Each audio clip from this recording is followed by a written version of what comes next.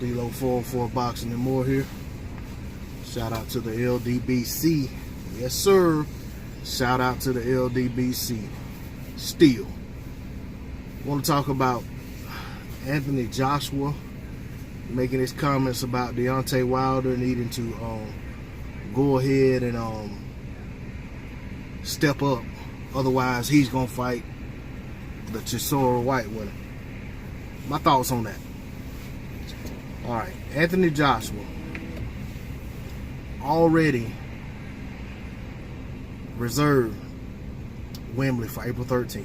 Okay, that was without an agreement to fight Deontay Wilder. It was off the heels of that debacle that was supposed to be an agreement to fight Deontay Wilder in September time frame.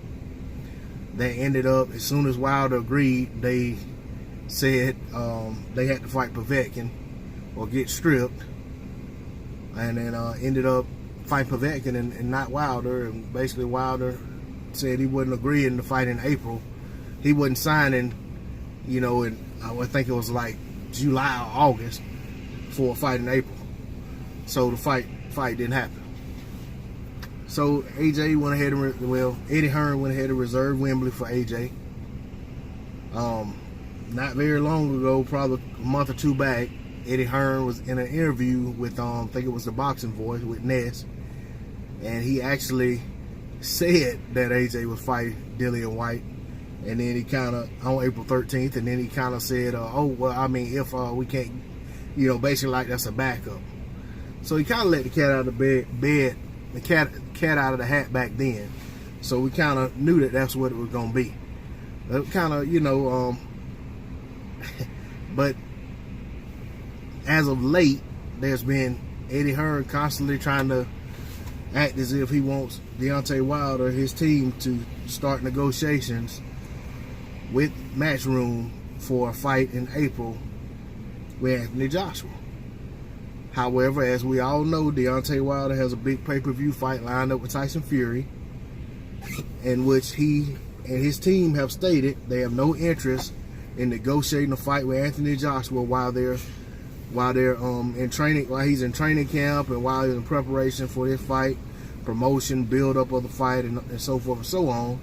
That, you know, they're not gonna do it. Shelly Finkel's come out and said, you know, once that fight's done, he'd be glad to entertain Eddie. You know, but of course Eddie said that, you know, he got Shelly out of the way and negotiations were happening, and he came out and basically said that he was talking to some guy that's kind of affiliated with Al Heyman and thinks he knows what's going on, and it's, you know, basically made himself look like he was talking to some guy on the street who didn't know anything about anything. So with all that said, we get to the point now where Anthony Joshua was at the press conference for Derek Chisora and Dillian Whyte, the same guys that he said he'll fight if Wilder doesn't fight him, if Wilder doesn't step up, so to speak. And he's there helping them build up their fight and promote their fight, probably because that's who he's fighting. You know, Anthony, you know, Deontay Wilder, Tyson Fury had his fight coming up in LA December 1st. Anthony Joshua really wanted that fight. I feel like he'd be over there. He'd be in LA, just like how Wilder came over to the UK when Anthony Joshua was fighting Vladimir Klitschko. So, you know, I mean, I just feel like it's a bunch of posturing, jockeying for position, you know, basically trying to save face and, you know, try to do some damage repair to public perception of him not wanting to fight with Deontay Wilder, which I wholeheartedly believe to be the case. I don't think he wants that fight. I don't think they want to fight right now. And I don't think they wanted to fight the whole time they've been trying to negotiate. But I think the whole thing has been, if we can get Wilder to basically give us everything, we'll take the fight. Wilder take this flat fee and we get to keep all of this back end money, we'll go ahead and take the fight. It's worth it then. It's basically that risk versus reward type thing. You know, Wilder's a massive risk, as Eddie Hearn said. The guy that Anthony Joshua himself said he won't be rushed into fighting. But he's fought all these so-called killers, according to his fans. He's beat the best of the best in the heavyweight division. But for some reason, Deontay Wilder, when it comes to Wilder, that's a fight he won't be rushed into, and also a fight that he need all this extra training camp time to make happen. So, you know, with that said, you know, I just feel like if they really want to make that fight happen, they'll do so. But all that just talking, they're just jockeying for position, all that posture, it's not gonna help matters. You got right now the biggest fight of 2012. Excuse me, 2018. I don't know why I said 12. Guess I'm thinking about the 12-month December. But anyway, 2018's biggest fight is taking place on 12/1/18. It happens to be in the division that Anthony Joshua campaigns at. Man, I almost called him Anthony Johnson. But he happens to be the division that he campaigns at. And he seems to have no interest in showing up at that fight, although both guys in the fight are the only other two guys that have a claim to being heavyweight champion. One guy owns every belt, was the rightful owner of every belt that he now owns before being stripped or vacating. And the other guy, and is also the lineal champion because he beat the man who beat the man who beat the man. And Vladimir Klitschko, when Klitschko was the man. And then the other guy being the WBC champion and current longest reigning heavyweight champion. And both guys have expressed interest in fighting him should they win the fight. And he's over there campaigning for Derek Chisora and Dillian Whyte. He's already beat Dillian Whyte. And Derek Chisora has like over half a dozen losses, if I'm not mistaken. Not saying that losses mean you're not a credible opponent, but I mean, Chisora just lost to Dillian Whyte not very long ago. Chisora got a knockout win over Takum, a legit knockout win, which Anthony Joshua didn't get over him, in my opinion. But I'll say I've seen Derek Chisora in these step-up fights, and he's failed every time. You know, matter of fact, Tyson Fury, if I'm not mistaken, has 2 wins over Chisora, and one of them by stoppage.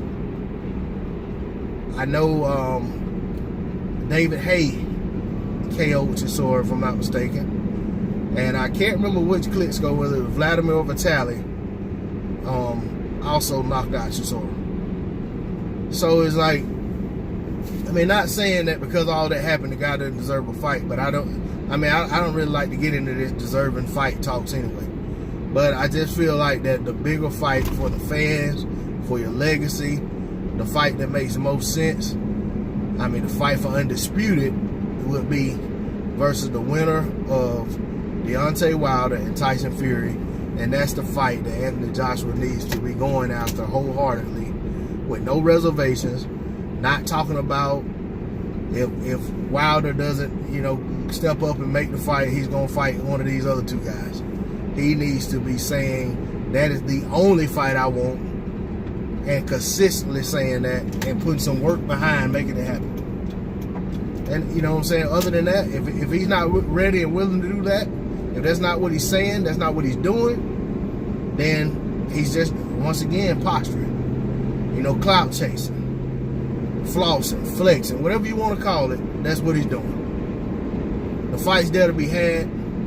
He needs to be saying the right things, and he needs to be willing to, him and his team need to be willing to negotiate with Wilder's team after December 1st. The fight's happening April 13th. That's a full 4 months later.